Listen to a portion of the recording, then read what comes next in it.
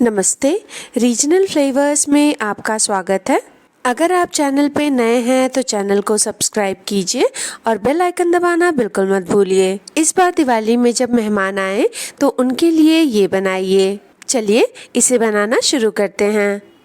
इस रेसिपी को बनाने के लिए हम सबसे पहले लेंगे 1 कप मैदा और इसमें डालेंगे 1/4 टेबलस्पून मंगरेल, 1/4 टेबलस्पून कश्मीरी लाल मिर्च, 1/4 टेबलस्पून अजवाइन। इसे हम हाथों के बीच रगड़ कर डालेंगे और उसके बाद हम इसमें डाल देंगे स्वादानुसार नमक। नमक मुझे थोड़ा सा कम लग रहा है, इसलिए मैं इसमें थोड़ा सा नमक और डाल रही हूँ।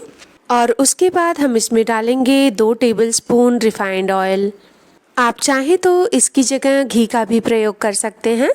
तेल डालने के बाद हम इसमें थोड़ा थोड़ा करके पानी डालेंगे और इसे गूँथ लेंगे। मैदे को गूँथने के लिए बहुत ही कम पानी की आवश्यकता होती है, इसलिए इसमें बहुत ही थोड़ा थोड़ा करके पानी डालिए और इसे गूँथकर हम इसका नॉर्मल आटा लगा लेंगे। ये ना ही बहुत ज़्यादा टाइट होना चाहिए और ना ही बहुत ज़्यादा ढीला। अब हमने मैदे को गूँथ लिया है। अब हम इसे थोड़ी देर मार लेंगे ताकि ये सॉफ्ट हो जाए और इसे मारने के बाद हम इसे ढककर रख देंगे। और इसे ढककर रखने के बाद हम आगे की तैयारी कर लेंगे।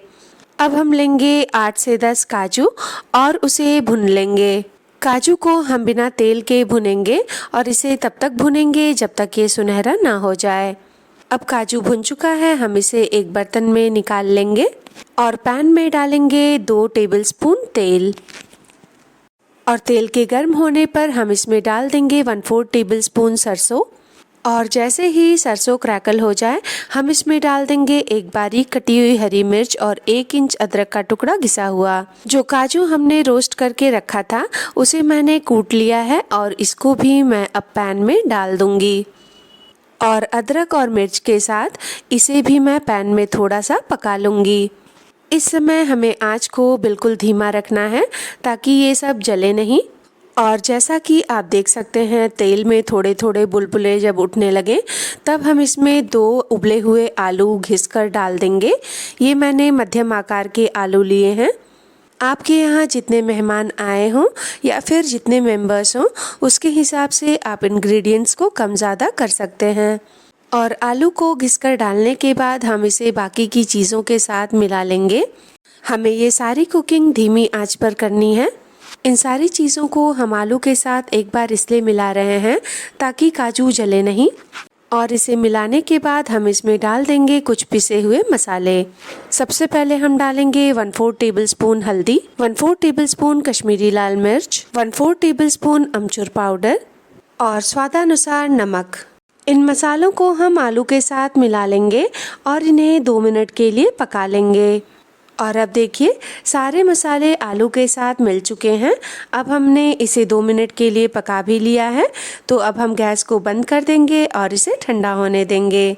जो मैदा हमने गूँथ कर रखा था उसकी मैंने 2 लोई बनाई है और उसमें से एक लोई को मैं बेल रही हूँ। इसे हमें पतला बेल लेना है और पूरी तरह से बेलने के बाद जो हमने मसाला तैयार किया था उसे हम इसमें भर देंगे।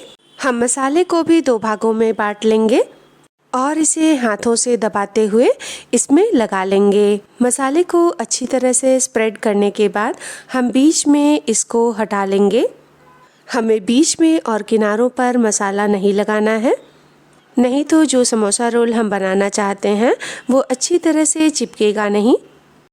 और मसाले को बिल्कुल हम दबा दबा कर लगाएंगे ताकि ये तेल में जाने के बाद निकलने ना लगे। और इसको लगाने के बाद हम इसे एक चाकू या फिर एक पिज़्ज़ा कटर की सहायता से काट लेंगे। हम पहले इसके 4 टुकड़े करेंगे और इसे काटते समय हमें इस बात का ध्यान देना है कि ये अच्छी तरह से कट जाए। अगर ये अच्छी तरह से नहीं कटेगा तो इसे निकालते समय मैदा खिंचने लगेगा और उसकी शेप खराब हो सकती है। और इस तरह से हम इसको बिल्कुल पतली पतली स्ट्रिप्स में काट लेंगे। अभी मैं आपको दिखाती हूँ कि हमें इसकी कितनी पतली स्ट्रिप काटनी है।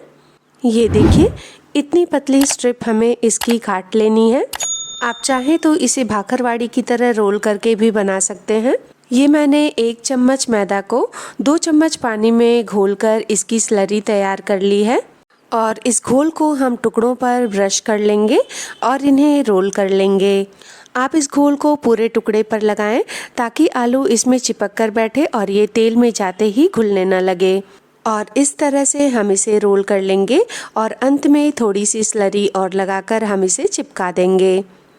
ये देखिए, बिल्कुल इस तरह से हम इसको रोल कर लेंगे और एक एक करके सारे टुकड़ों के रोल्स बना लेंगे। इसके बाद हम एक कढ़ाई में लेंगे इतना तेल जिसमें रोल्स डूब जाएं और उसे अच्छी तरह से गर्म कर लेंगे। एक बार तेल गर्म हो जाए तो हम आंच को धीमी कर देंगे। इसे हमें धीमे से मध्यम पर रखना है और तेल में सारे टुकड़ों को डाल देंगे। इन टुकड़ों को हमें तब तक नहीं छूना है जब तक ये नीचे से पक न जाएं। इन रोल्स को हमें तब तक नहीं छूना है जब तक हमें ये न लगे कि ये नीचे से पक गए हैं। और फिर हमें इनका बीच बीच में साइड बदलते हुए तब तक तल लेना है जब तक ये सुनहरे ना हो जाएं।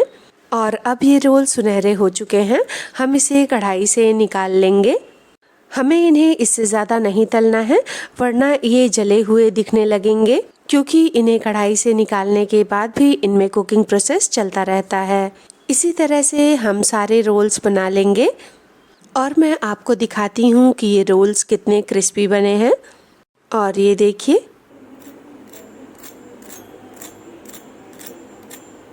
और एक रोल को मैं तोड़ कर दिखाती हूँ कि ये बाहर से जितना क्रिस्पी है अंदर से उतना ही शानदार बना है। और इसमें देखिए आलू का मसाला अच्छी तरह से भरा हुआ है। तो इस बार दिवाली में जब भी आपके घर मेहमान आए तो आप शाम के नाश्ते में इसे बनाएं। अगर वीडियो अच्छी लगी हो तो वीडियो को लाइक कीजिए, चैनल को सब्सक्राइब कीजिए और बेल आइकन दबाना बिल्कुल मत भूलिए ताकि आगे आने वाली वीडियोस की नोटिफिकेशन आपको मिलती रहे। इस वीडियो को अपने दोस्तों के साथ शेयर कीजिए। अपना और अपने परिवार का ध्यान रखिए। आपसे मिलते हैं अगली वीडियो में।